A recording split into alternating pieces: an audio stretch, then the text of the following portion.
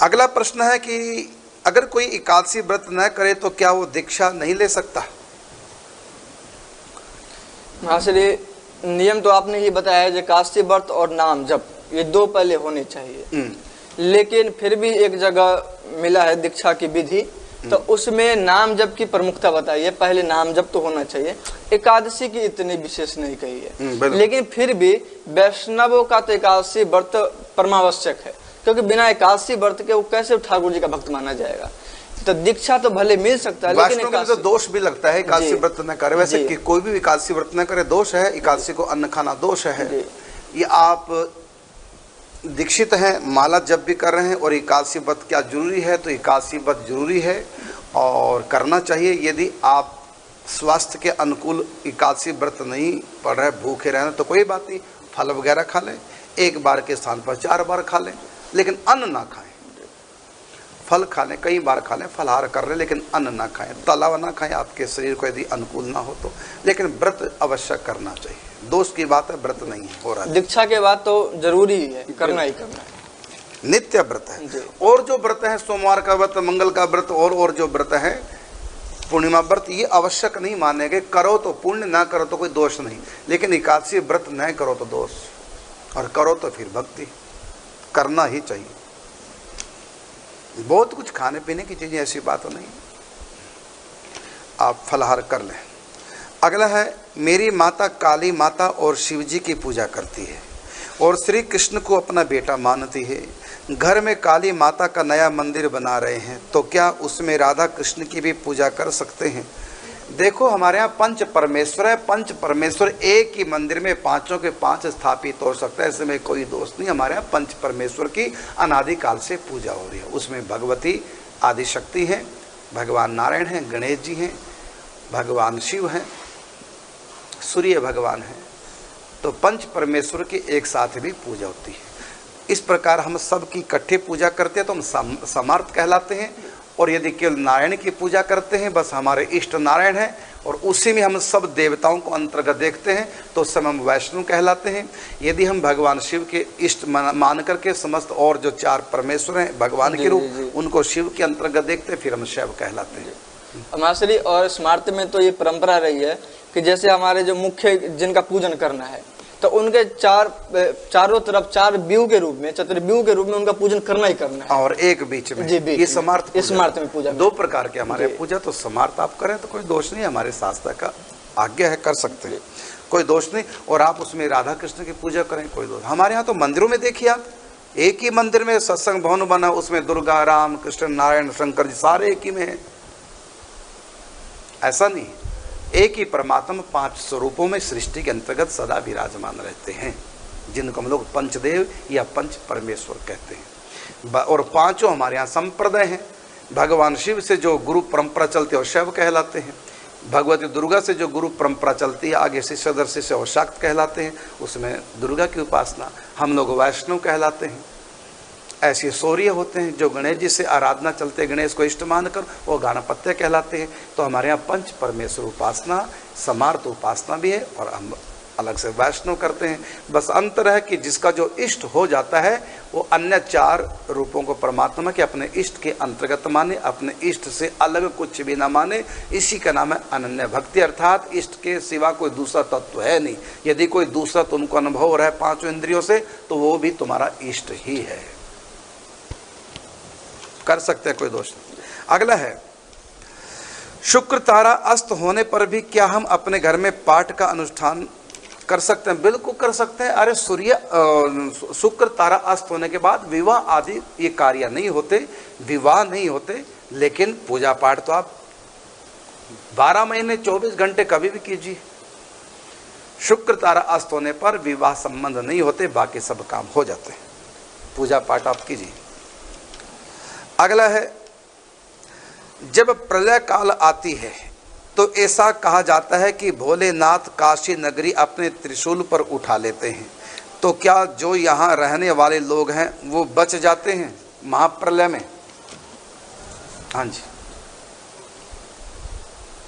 आता है तो बताइए, नहीं तो कोई मैं जी बता देता महाश्री, अने प्रलय के बारे में तो कुछ जानकारी है ही, केवल प्रलय की चर्चा में। तो इनका प्रश्न है कि प्रलय के समय काशी नगरी को त्रिशूल पे शंकर जी उठा लेते हैं, तो प्रलय नहीं आती, फिर यहाँ के लोग क्या मरते नहीं फिर प्रलय में?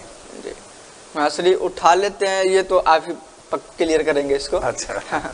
लेकिन जब प्रलय होता है तो क्योंकि वास्तव में कुछ भूमि है जो नित्य भूमि है, जैसे ब्रज भूमि भी है, ये भी नित्य भूमि है, और इसको सृष्टि से जब पृथ्वी को बरा भगवान जब उनको बिल्कुल बचाया हिरण्यक्ष से, तो उसको पूछा कहाँ लगाऊं मैं पृथ्वी से, तो बोले ये हरी हरी जो घास से भरी जो भूमि दिखाई दे रही है, बस इससे मुझको स्पर्श करा के मुझको वहीं लगा दीजिए, वहीं स्थान दीजिए।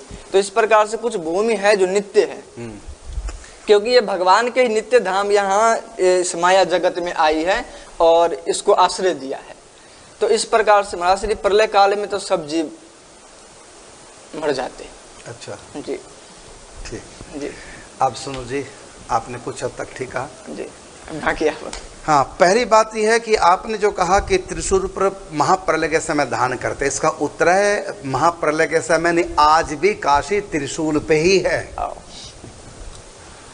आज भी काशी त्रिशूल पे है। जगन्नाथपुरी आज भी शंख पर है।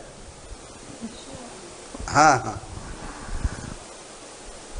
और ये ब्रजभूमि आज भी मायातीत है। यहाँ का सूर्य अलग है, जो दिखाई दे रहा है सूर्य, यहाँ का सूर्य अलग है, यहाँ की धरती, लेकिन वो भौतिक दृष्टि से दिखाई नहीं देती है यहीं पर। यहाँ काल का प्रवेश नहीं है, लेकिन उसका प्रभाव बाहर भी प्रकृतिस्थ जो लोग हैं उनके ऊपर भी उसका असर होता है। बात केवल यहाँ हम काशी करेंगे, ब्रज की नहीं।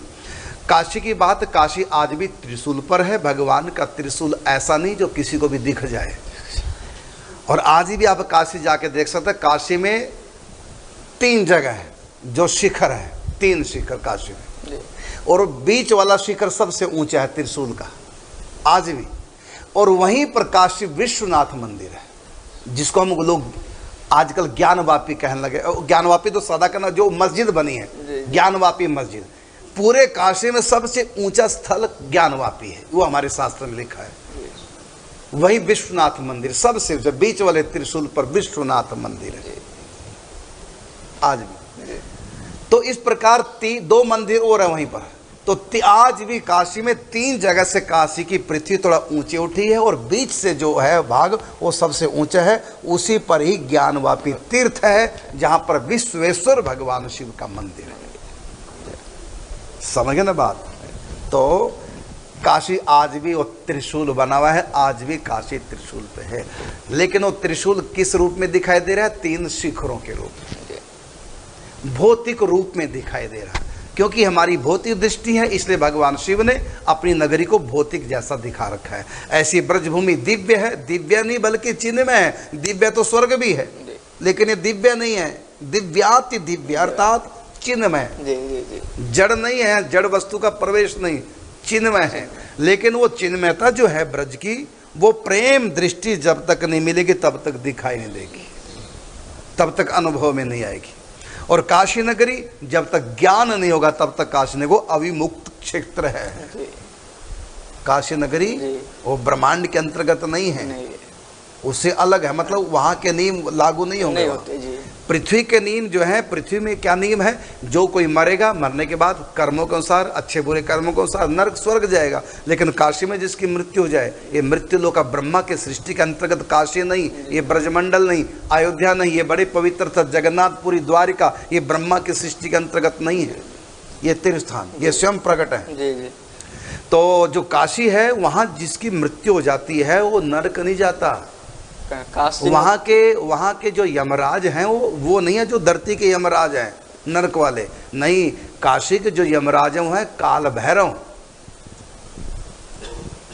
तो काल भैरव क्या करता है? जो भी कोई प्राणी सिर छोड़ता है काशी में, पापी से पापी क्यों ना, तो उस समय उसके दाहिने कान में भगवान शिव राम नाम मंत्र, तारक मंत्र देते हैं। और तारक मंत्र देते हैं। अब उसके पापों का क्या होगा? उसके पापों का होगा कि काल भैरव एक क्षण में उसको इतना कष्ट देंगे कर्मों के अनुसार। अच्छा, तो सारे पाप उसे खत्म कर देंगे एक क्षण में ही। हाँ जी। तो सारे पाप उसको इतना कष्ट देंगे क्षण में खत्म कर देंगे और उसके बाद उसको मुक्ति। लेकिन मुक्ति मिलेगी, भगवान शिव के दर्शन नहीं होंगे, जी भगवत प्रेम प्राप्ति नहीं होगी। जी, इसलिए कहा काशी मुक्ति हेतु उपदेश। हाँ, काशी मुक्ति हेतु उपदेश। उपदेश का मतलब तारक मंत्र का उपदेश, और काशी मुक्ति हेतु हेतु जी, जी मुक्ति के लिए। तो भगवान शिव उसको मुक्त तो दे दे, मुक्त तो कर सकते हैं, मुक्ति से आगे जो भगवत प्रेम साकार भगवान के दर्शन वो काशी मरने वालों को नहीं। वो तो भक्ति से ही, साकार भगवान तो शिव के दर्शन करो चाहे दुर्गा जी के दर्शन, वो तो भक्ति से प्राप्त होंगे, काशी के मरने से नहीं। काशी के मरने से मुक्त तो आत्मा हो जाती है माया से, लेकिन भगवान के दर्शन काशी में नहीं होते। तो काशी में जिनकी मृत्यु, तो महाप्रलय के समय जो लोग वहाँ होंगे सबकी मृत्यु हो जाएगी, लेकिन सब हो जाएंगे माया से मुक्त। और जगह जो मरेंगे लोग मुक्त नहीं होंगे, वो कुछ समय तक, जब तक प्रलय रहेगी तब तक वो ब्रह्मा के अंदर आत्मा लीन रहेंगे। जब दोबारा से सृष्टि रची जाएगी तो वो आत्मा फिर उनको कर्मों के अनुसार दोबारा पैदा होना पड़ेगा। लेकिन काशी में महाप्रलय के समय जो है वो सब के सब मुक्त हो जाएंगे, लेकिन मरना पड़ेगा। मरना पड़ेगा। आप समझ होंगे। यदि